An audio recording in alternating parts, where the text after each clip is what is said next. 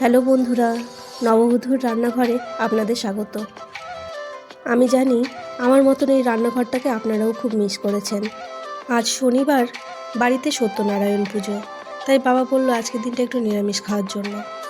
আর বাজার থেকে এনেও ছিল মটরশুঁটি অনেকগুলো, তাই ভাবলাম মটর পনিরই বানানো যাক। ওয়েস্ট বেঙ্গলে কিন্তু ভালোই গরম লাগছিল, কিন্তু এই দিকটা সকালের দিকে বেশ ভালোই ঠান্ডা দেখছি।